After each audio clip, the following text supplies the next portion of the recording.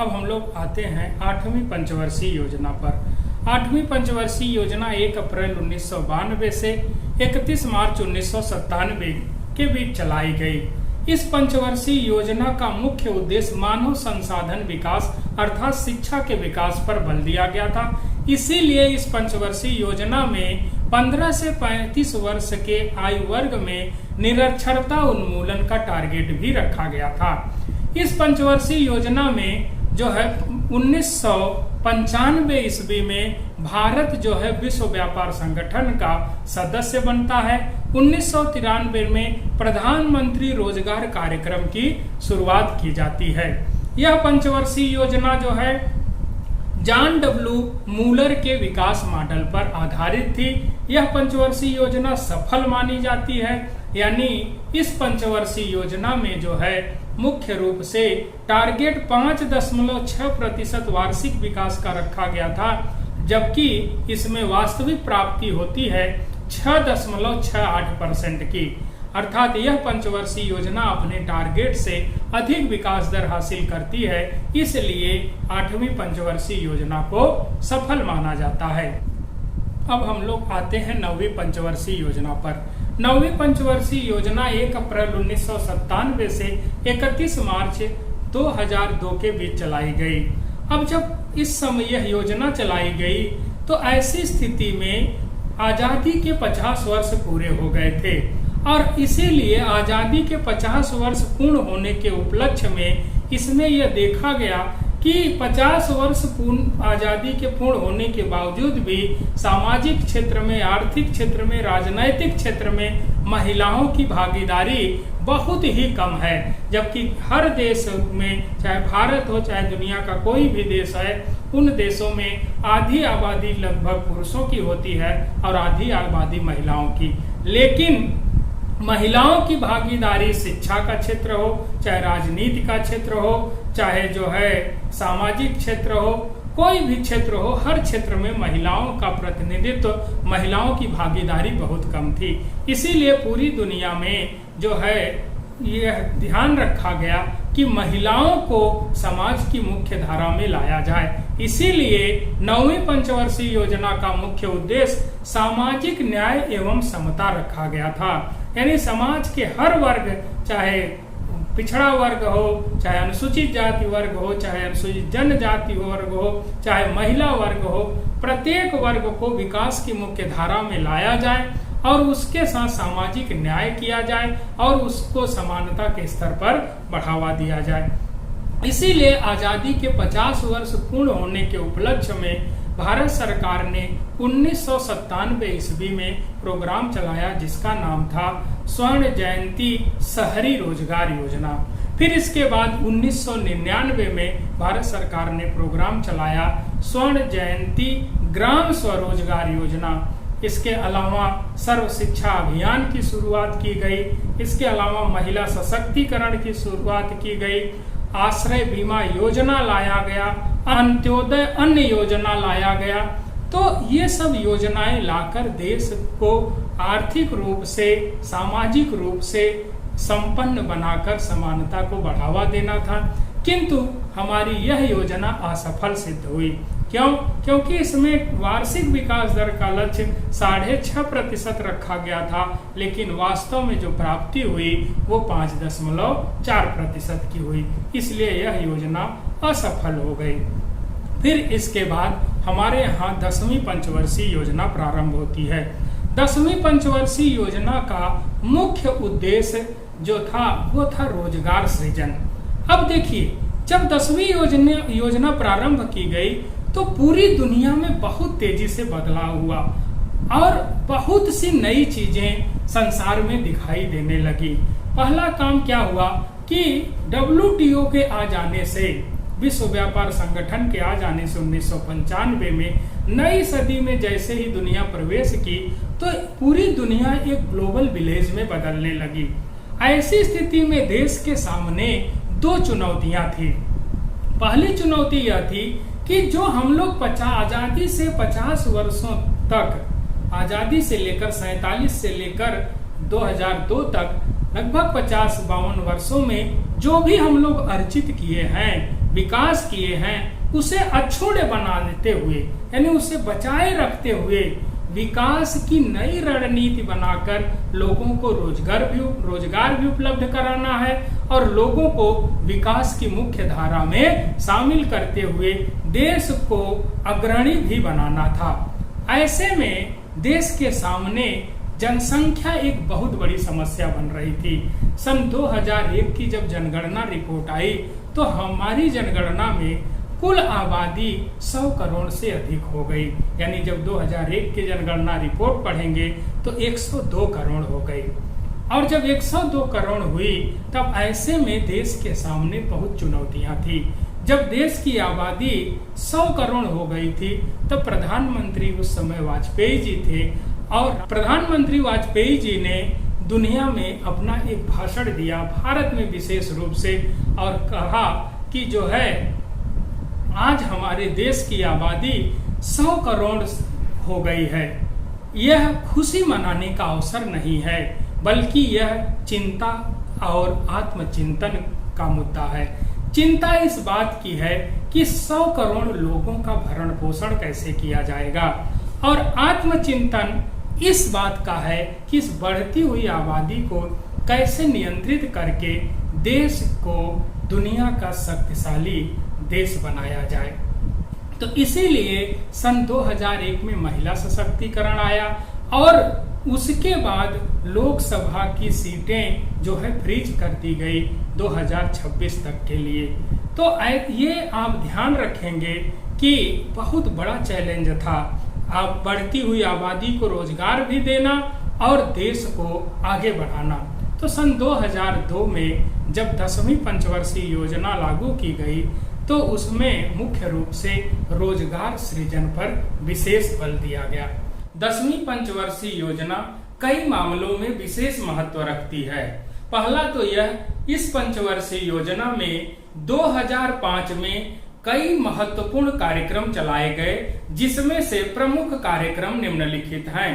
पहला सबसे महत्वपूर्ण कार्यक्रम चलाया गया जिसका नाम था राष्ट्रीय ग्रामीण रोजगार गारंटी अधिनियम, जिसको कहा जाता था NREGA, national rural employment guarantee act 2005 में पारित किया गया, जिसके तहत यह प्रावधान था कि ग्रामीण परिवार के प्रत्येक प्रौढ़ सदस्य को कम से कम वर्ष में 100 दिन का गारंटी युक्त रोजगार प्रदान किया जाएगा।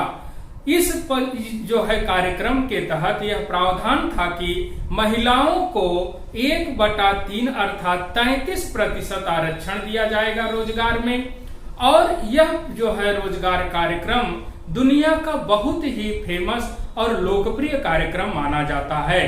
तो नरेगा, इसको संक्षिप्त में national rural employment guarantee act को नरेगा कहा जाता है, और यह कार्यक्रम जो है बहुत महत्वपूर्ण था। इसलिए इस कार्यक्रम के तहत कई जो है प्रश्न आपके परीक्षाओं में बनते थे, बन रहे हैं और बनते रहेंगे। इसलिए ध्यान रहे कि इससे निम्नलिखित प्रश्न पूछे जा सकते हैं। जैसे पूछ लिया जाता है नरेगा को जो है सर्वप्रथम कहाँ लागू किया गया था, नरेगा को किस तारीख से भारत में लागू किया गया, नरेगा को जो है प्रारंभ में कितने जिलों में लागू किया गया था। फिर पूछ लेता है कि नरेगा का नाम मनरेगा किस वर्ष कर दिया गया। तो इससे संबंधित सवालों के जवाब जो है आप ध्यान से सुना करें और इसको जो है परीक्षा की दृष्टि से जो है आप इसको जो है दिमाग में रखने की कोशिश करिएगा। देखिए, नरेगा जो है अधिनियम बनता है 2005 में और इसे लागू किया जाता है 2 फरवरी 2006 से जो है आंध्र प्रदेश के बंदनापल्ली जिले से। इसे लागू करते हैं तत्कालीन प्रधानमंत्री डॉक्टर मनमोहन सिंह जी द्वारा, और यह योजना प्रारंभ में भारत के जो है 200 जिलों में लागू किया गया था, लेकिन बजट 2007-08 से इसे बढ़ा करके 330 जिलों में कर दिया गया। फिर 2 अक्टूबर 2009, ध्यान रखिएगा, 2 अक्टूबर 2009 से नरेगा का नाम बदल करके मनरेगा कर दिया गया, यानी Mahatma Gandhi national rural employment guarantee act. NREGA में यह प्रावधान है अर्थात मनरेगा में कि इसके तहत जो है व्यक्ति को कम से कम 100 दिनों का गारंटी युक्त रोजगार दिया जाएगा और इसे न्यूनतम मजदूरी के माध्यम से मजदूरों को इतना मजदूरी दिया जाएगा ताकि उनका भरण पोषण किया जा सके। तो जो मनरेगा है वर्तमान में, उससे भी और एक दो सवाल बन जाते हैं कि मनरेगा संविधान के किस अनुच्छेद के तहत लगाया गया है। तो आप बताएंगे संविधान का आर्टिकल 41 और आर्टिकल 43। आर्टिकल 41 कहता है कि काम पाने का अधिकार और आर्टिकल 43 कहता है कि न्यूनतम वेतन का प्रावधान। यानी मनरेगा को भारत में संविधान के अनुच्छेद आर्टिकल 41 और 43 के तहत लागू किया गया है। मनरेगा बहुत सफल योजना मानी जाती है रोजगार की दृष्टि से। इसके तहत प्रत्येक ग्रामीण परिवार को गारंटी युक्त साल भर में 100 दिन का रोजगार कम से कम दिया जाता है। दूसरा, इस पंचवर्षीय योजना में 2005 में एक और कार्यक्रम चलाया गया ग्रामीण क्षेत्रों के लिए। उसका नाम था नेशनल रूरल हेल्थ मिशन, राष्ट्रीय ग्रामीण स्वास्थ्य मिशन। इससे भी कई बार प्रश्न बने हैं, कब शुरू किया गया, यह क्या है, इसका क्या उद्देश्य है। तो national rural health mission NRHM की शुरुआत की जाती है 12 अप्रैल 2005 में। इसके तहत ग्रामीण क्षेत्रों में सामुदायिक स्वास्थ्य केंद्र और जो है प्राथमिक स्वास्थ्य केंद्र की स्थापना की गई। इसका मुख्य उद्देश्य ग्रामीण क्षेत्रों में बुनियादी स्वास्थ्य सुविधाओं को विकसित करके जो है जच्चा बच्चा को सुरक्षित किया जाए। जननी सुरक्षा योजना इसी का अंग है। इसी जो है योजना में जो है NRHM में ही आप सुनते होंगे 3 तरह के वर्कर आते हैं, जिसमें एक को कहा जाता है आशा, दूसरे को कहा जाता है एनम और तीसरे को कहा जाता है आंगनवाड़ी वर्कर।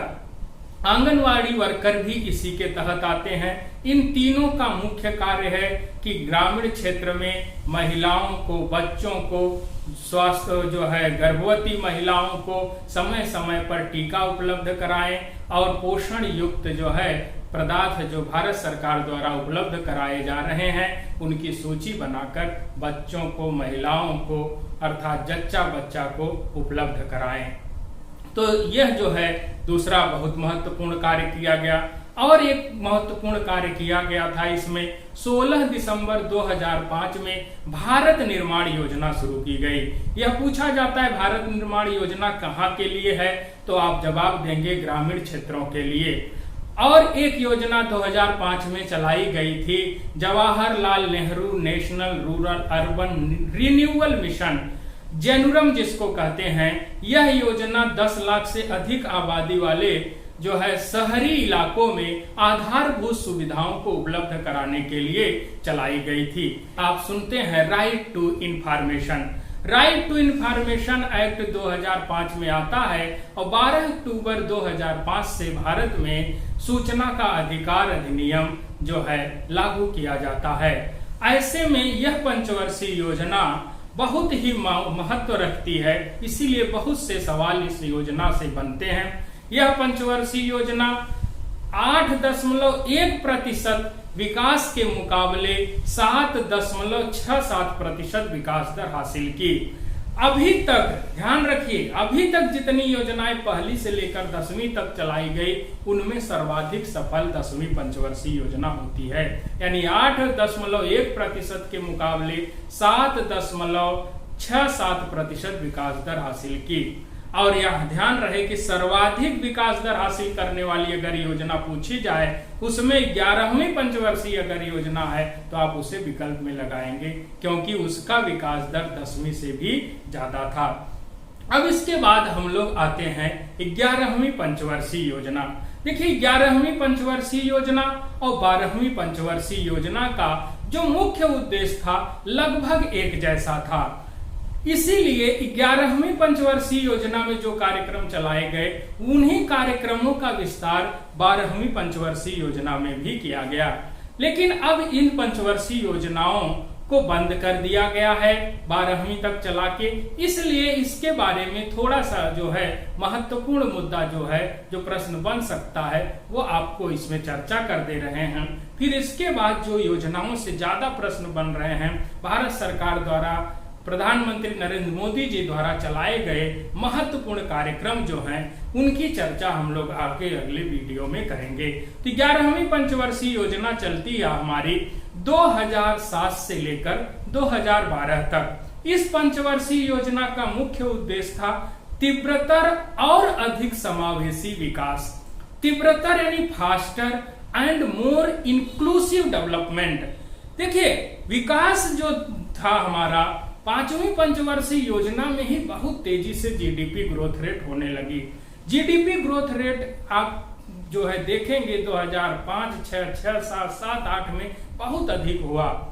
इसीलिए 11वीं पंचवर्षीय योजना में और भी जीडीपी बढ़ाने के लिए इसका लक्ष्य रखा गया फास्टर यानी तीव्रतर और अधिक समावेशी। और अधिक समावेशी का मतलब विकास की मुख्य धारा में और अधिक से अधिक लोगों को सम्मिलित किया जाए, यानी देश का कोई भी क्षेत्र न छूटने पाए, देश का कोई वर्ग न छूटने पाए, देश का कोई जो है राज्य न छूटने पाए, चाहे वो जनजातीय क्षेत्र हो, चाहे मरुस्थलीय क्षेत्र हो, चाहे जो है पहाड़ी क्षेत्र हो, चाहे आपका विशेष जो है राज्य का दर्जा प्राप्त राज्य हो। किसी भी राज्य में विकास की जो है योजनाएं, परियोजनाएं पहुंचाई जाएं और देश के विकास में सभी राज्यों की भागीदारी को बढ़ावा दिया जाए।